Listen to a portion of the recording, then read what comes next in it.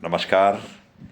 क्या आपको नहीं लगता कि जितनी भी गैर कांग्रेसी सरकारें आई हैं भारत में, वे भी इस राजसी परिवार के ऑरा से इतने प्रभावित हैं कि इनके ऊपर लगे गंभीर आरोपों को भी ठंडे बस्ते में डाल देते हैं? पहली बार 1977 में इंदिरा गांधी के खिलाफ एक सरकार बनी, मोरारजी देसाई जिसके प्रधानमंत्री बने, और चौधरी चरण सिंह और जगजीवन राम बहुत महत्वपूर्ण पदों पर थे। अटल बिहारी वाजपेयी भी बहुत महत्वपूर्ण पदों पर थे। मगर चौधरी चरण सिंह को छोड़कर किसी पार्टी ने और किसी व्यक्ति ने इंदिरा गांधी के खिलाफ कोई कार्रवाई नहीं करनी चाहिए। चाहे वो जयगढ़ के किले का लूट का मामला हो, चाहे वो ललित नारायण मिश्र की हत्या का मामला हो, चाहे वो लाल बहादुर शास्त्री की हत्या का मामला हो।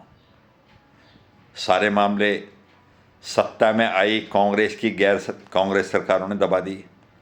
क्या आपको नहीं लगता कि सोनिया गांधी के खिलाफ आरोपों की लंबी लिस्ट, जिसकी कोई सीमा नहीं है, सरेआम एक आदमी जो उनके घर में रहता था और सोनिया गांधी और राजीव गांधी जब बाहर जाते थे उनके बच्चों को संभालता था, ऐसे क्वात्रोची भारत के गरीब आदमी के, गरीब देश के पैसे लेकर भाग गया? सरकार ने उसे ठंडे बस्ते में डाल दिया। बोफोर्स कांड की कभी कोई जांच हो पाई? राजीव गांधी के दो साड़ू अर्थात सोनिया गांधी के दो बहनोई भारत में आकर लूट मचाने चले आए थे, क्या उसकी कोई जांच हो पाई? सोनिया गांधी नेशनल हेराल्ड कांग्रेस की संस्था को सरेआम गुटक गई, क्या सरकारों ने उसे ठंडे बस्ते में नहीं डाल दिया? और अब राहुल गांधी की बात करते हैं। सुकन्या देवी पर बलात्कार का आरोप लगा था ना, क्या सरकार उसकी जांच नहीं करा सकती थी? बहुत गंभीर मामला था और दुनिया जानती है कि राहुल गांधी विदेश में ड्रग्स के मामले में पकड़े गए थे। तब मम्मी सोनिया गांधी कैदी कबीरा अटल बिहारी वाजपेयी के पास रोती हुई पहुंची थी और अटल बिहारी वाजपेयी ने नरम दिल के साथ माफ कर दिया। वर्तमान मोदी सरकार में ही लीजिए, ये नेशनल हेराल्ड का मामला तो सुब्रमण्यम स्वामी ने उठाया था, सरकार ने क्या किया? राहुल गांधी के लगातार उपद्रव, अभद्र भाषा, असंसदीय भाषा, संसद में उपद्रव, कागज फाड़कर फेंकना,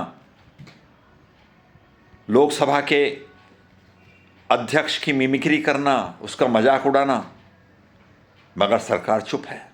सरकार उसके खिलाफ कोई हरकत नहीं करती। जब लोकसभा में बजट के बारे में विचार होना था तो आप नरवणे की किताब उठा लाए कि इसमें तो प्रधानमंत्री ने नरवणे को ये कह दिया था, सेना के अध्यक्ष नरवणे को ये कह दिया था कि जो उचित लगे वो करो। ये तो बहुत बड़ा अपराध हो गया, वो उठा लाए। जब देश में एक ऐसा समिट हो रहा था जिसमें लाखों छात्र एक नए विज्ञान, आर्टिफिशियल इंटेलिजेंस के बारे में बहुत कुछ सीखना चाहते थे, जानना चाहते थे कि दुनिया में इस नए विज्ञान में क्या चल रहा है, तब आपके लोग नंगे होकर वहाँ नाचने लगे और आपने उसको जस्टिफाई किया। बाद में बाकायदा हंसते हुए कहा कि यूथ कांग्रेस के लोगों ने कर दिखाया। तो आखिर सरकार इस राजसी खानदान को, इस राजकुमार को, प्रिंस को बार बार बख्श क्यों देती है? मगर पिछले 2 दिनों से लग रहा है कि सरकार ने अपना रुख कुछ बदला है। लोकसभा अध्यक्ष के खिलाफ अविश्वास प्रस्ताव लाने के बाद 2 बार राहुल गांधी ने लोकसभा में बदतमीजी के साथ प्रधानमंत्री पर और सरदार जी पर आरोप लगाने का प्रयास किया तो लोकसभा के अध्यक्ष ने सख्ती के साथ उसे बोलने नहीं दिया। कांग्रेसियों ने बहुत हल्ला मचाया मगर कैमरा उनके पास से हटा लिया। लोकसभा अध्यक्ष ने किसी परिणाम की परवाह किए बिना पहली बार एक साहसिक कदम उठाया है। नरेंद्र मोदी सरकार जब तक इस सांप के फन को कुचलेगी नहीं, जब तक इनकी बदतमीजी पूर्ण असंसदीय हरकतों का जवाब नहीं देगी, इनके खिलाफ कानूनी कार्रवाई नहीं करेगी, न जाने क्यों नहीं करते हैं, तब तक देश की संसदीय व्यवस्था का और देश के लोकतंत्र का स्तर लगातार गिरता रहेगा। क्या इस स्तर को गिराने के लिए बदतमीज राहुल गांधी के साथ साथ कांग्रेस पार्टी के साथ साथ भारतीय जनता पार्टी भी जिम्मेदार नहीं है?